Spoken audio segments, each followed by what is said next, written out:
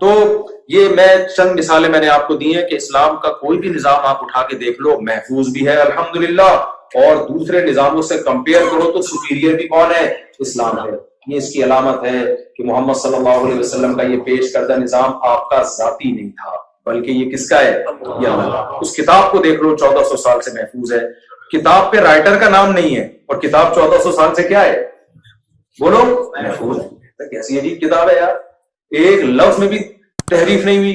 دنیا میں سب سے زیادہ پڑھی جانے والی کتاب قرآن، دنیا میں سب سے زیادہ سنی جانے والی کتاب قرآن، دنیا میں سب سے زیادہ سمجھ کے پڑھی جانے والی کتاب قرآن، بغیر سمجھے پڑھی جانے والی کتاب قرآن، کھڑے ہو کے ہاتھ باندھ کے سنی جانے والی کتاب قرآن، کھڑے ہو کر گھنٹوں گھنٹوں ہاتھ باندھ کر پڑھی جانے والی کتاب قرآن، سب سے زیادہ بے سمجھے یاد کیے جانے والی کتاب قرآن، سب سے زیادہ سمجھ کے یاد کی جانے والی کتاب کون سی ہے؟ قرآن۔ سب سے زیادہ دنیا میں درس کس کتاب کے ہوتے ہیں؟ قرآن کے۔ پیش کرنے والا وہ ہے جو نہ لکھنا جانتا ہے اور نہ پڑھنا جانتا ہے۔ عجیب بات ہے یا نہیں میرے بھائی؟ نہیں آئی میرے خیال ہے سمجھ میں؟ پیش کرنے والا جو ہے اس کتاب کو، جس کو اتنی مقبولیت ملی، وہ نہ لکھنا جانتے اور نہ پڑھنا جانتے۔ اور کمال کی بات ہے، جس پیغمبر نے یہ کتاب پیش کی جو نہ لکھنا جانتے نہ پڑھنا جانتے، وہ خود لکھوایا کرتے تھے دوسروں سے جب آیتیں نازل ہوتی تھی کہ بھائی مجھے تو لکھنا نہیں آتا، آپ کیا کرو، آپ لکھو، اس چمڑوں پہ لکھی جا رہی ہے، ایسی محفوظ ہوئی ہے، ایسی محفوظ ہوئی ہے، ایک ایک حرف۔ قاری لوگ کیسے نکلواتے ہیں نا بچے کے حلق سے، بھائی ہا ہے تو ہا ہے، ہا نہیں ہے، اتنی چینجنگ نہیں ہوئی ہے، ایسا نکلواتے ہیں۔ وہ کہہ رہے تھے ہا نکالو، ہا بچے سے نکل نہیں رہا تھا، بولا حلوہ بولو، حلق سے نکالو حلوہ۔ ماں نے کہا میں پکا کے لے آتی ہوں، بچے کے حلق پہ تجربے نہ کریں۔ قاری لوگ یہاں بھی ہے نا ماشاءاللہ۔ تو ایک ایک لفظ کیا ہے، ایسا خاندانی طریقے سے محفوظ ہوا ہے، ایسا خاندانی طریقے سے۔ دنیا کی 1400 سال پہلے زبانیں اس طرح محفوظ ہیں۔ میں نے کہیں یہ بیان کیا تو ہندو نے کمنٹ کیا بھائی 1400 سال پہلے سنسکرت زبان جو ہے تو صدیوں پرانی ہے، پرانی ہے، ہم کب کہہ رہے ہیں، وہ کنڈیشن میں نہیں ہے جو 1400 سال پہلے۔ 1400 سال پہلے کا کوئی فارسی بولنے والا یا کوئی بھی زبان بولنے والا اٹھ کے آ جائے، آج بات کرے، آپ کو سمجھ میں نہیں آئے گا کیا کیا ہے۔ لیکن 1400 سال پہلے نبی صلی اللہ علیہ وسلم کا دور کا کوئی عربی آ جائے اور آپ سے بات کرے، اس انسانوں سے کلام کرے، دنیا کے 20 ملک اس کی بات سمجھ رہے ہوں گے کیا کہہ رہے ہیں۔ 20 لوگ نہیں، 20 ملک میں رہنے والے کروڑوں انسان، اور جو عرب کنٹری نہیں ہے ان میں بھی جو علماء ہیں جو عربی جانتے ہیں وہ بھی سن رہے ہوں۔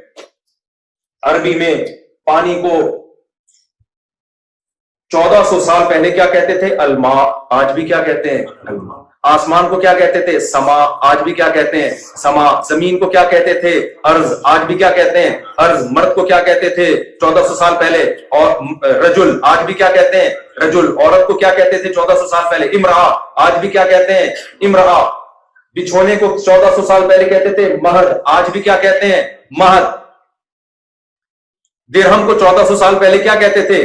درہم، آج بھی کیا کہتے تھے؟ کیا کہتے ہیں؟ درہم۔ چاندی کو کہتے تھے فضہ، آج بھی کیا کہتے ہیں؟ وہ والی فضہ نہیں جس کی طرف آپ کا دماغ جا رہا ہے، فضہ۔ 1400 سال پہلے سونے کو کیا کہتے تھے؟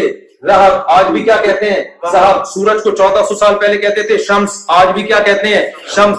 چاند کو 1400 سال پہلے کیا کہتے تھے؟ قمر، آج بھی کیا کہتے ہیں؟ قمر۔ نام کو کیا کہتے تھے؟ اسم، آج بھی کیا کہتے ہیں؟ اسم۔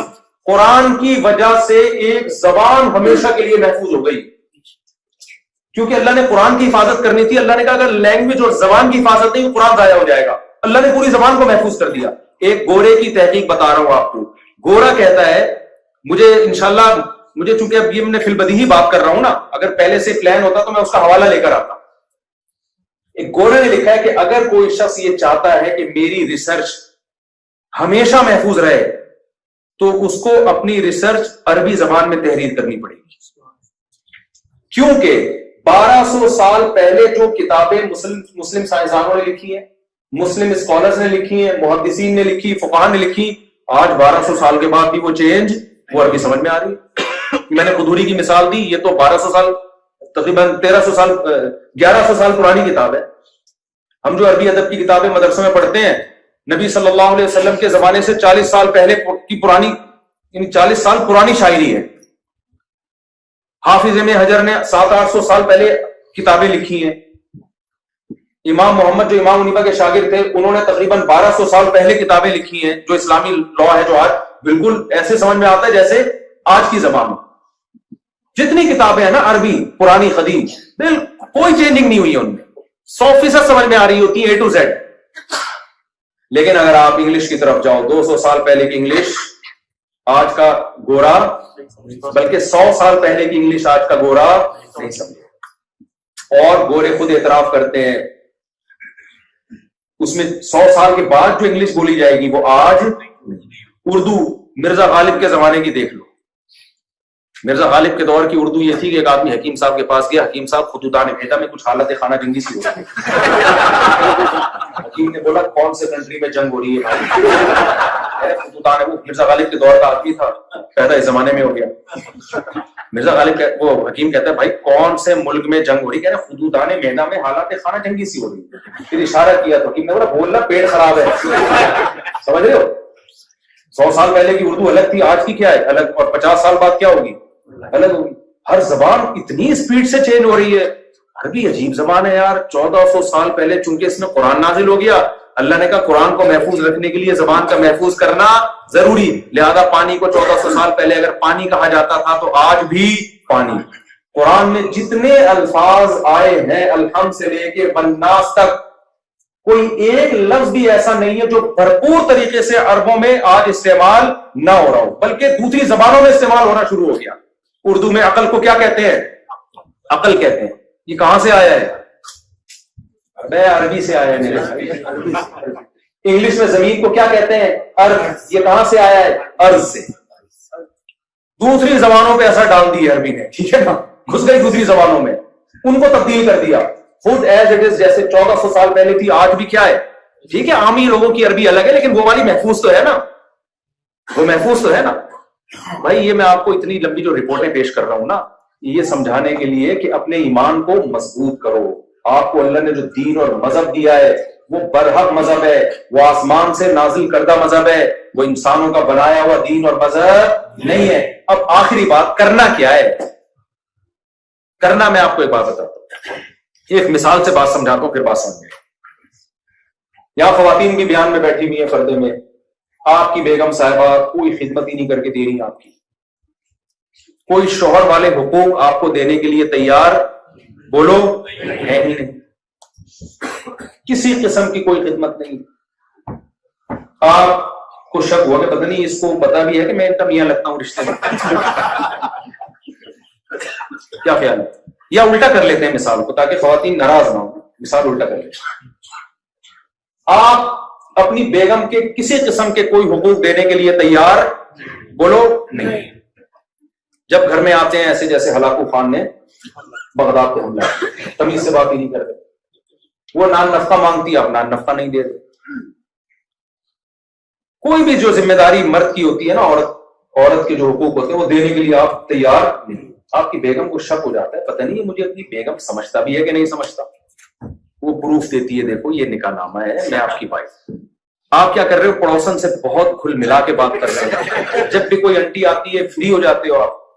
وہ ایک چٹکلا سنا دیتا ہوں. وہ ایک بچہ جو تھا نا، بچے بڑے ہوشیار ہوتے ہیں یار. تو بچے سے ابو نے پوچھا، امی نے پوچھا بیٹا اسکول میں تم پڑھتے ہو؟ ہاں امی پڑھتا ہوں.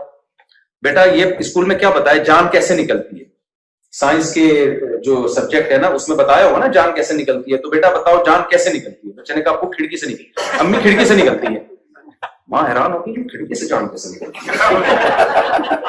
تو ماں نے پوچھا بیٹا سمجھا نہیں؟ کہتی امی جب آپ گھر پہ نہیں ہوتی نا وہ انٹی آتی ہے پڑوسن، تو جیسے ہی آپ دروازہ نوک کرتی ہیں ابو کہتے ہیں جان کھڑکی سے نکلتی ہے. جان کہاں سے نکلتی ہے؟ کھڑکی سے. تو اب آپ کیا ہو رہے ہو؟ پڑوسن کو جان بھی کہہ رہے ہو، پڑوسی کچھ منگواتی ہے پڑوسن تو اس کے حقوق بھی سارے پورے کر رہے ہو. آپ کی بیگم کو کنفیوز ہو گئی کہ پتہ نہیں ان کو پتہ بھی ہے کہ آپ کی مجھ سے شادی ہوئی تھی، کسی قسم کی کوئی فری کرانے کے لیے لفٹ کرانے کے لیے بندہ تیار ہی نہیں ہے، کوئی حقوق ہی نہیں دے رہا. وہ نادرا کے سرٹیفکیٹ دکھا دیتی ہے، نکاح نامہ دکھا دیتی ہے، آپ ایمان لے آتے ہو بیگم میں مانتا ہوں کہ تم کیا ہو میری وائف، لیکن آپ کا ایٹیٹیوڈ چینج نہیں ہوتا، اسٹائل وہی رہتا ہے. پھر جب آپ بیگم کو غصہ آتا ہے نا تو آپ جواب میں کہتے ہو بیگم غصے کی کیا ضرورت ہے، میں مانتا ہوں کہ تم میری کیا ہو، وائف۔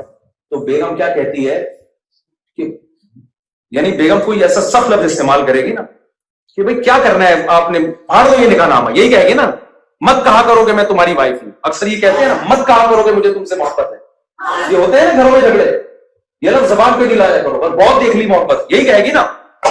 بھائی جب آپ کسی رشتے کو مانتے ہیں نا، تو ماننے کا مطلب اس رشتے کی وجہ سے آپ پہ جو ذمہ داریاں آتی ہیں، آپ عملی طور پر ان ذمہ داریوں کو ایکسپٹ اور قبول کر رہے ہو۔ ادروائز خالی بیوی کا ماننے سے کچھ بھی نہیں ہوتا۔ تو جب آپ مان لیا، آپ نے مانتے ہو نا کہ اسلام پر حق ہے، یا ابھی بھی کوئی کنفیوژن ہے تو پھر چھپڑ میں مل لینا، بتا دیں کچھ اشکالات ہے تو انشاءاللہ کوشش کریں گے حل کرنے ان اشکالات۔ اگر کوئی بندہ چاہتا ہے نا تو الحمدللہ اسلام پہ اٹھنے والے ہر اعتراض کا جواب الحمدللہ موجود ہے۔ چاہتا ہی نہیں تو پھر تو پتھر دلوں کو کوئی نہیں پگھلا سکتا۔ قرآن نے بھی مثالیں دی ہیں کہ کچھ پتھر ایسے ہوتے ہیں کہ جو اللہ کے خوف سے لڑک جاتے ہیں، لیکن کچھ دل ایسے ہوتے ہیں کہ جن کے سامنے جتنی مرضی تقریریں کی جائیں وہ اپنی جگہ سے ہلنے والے نہیں ہوتے۔ پتھر میں بھی کچھ نہ کچھ اللہ نے اثر قبول کرنے کی صلاحیت رکھی ہے۔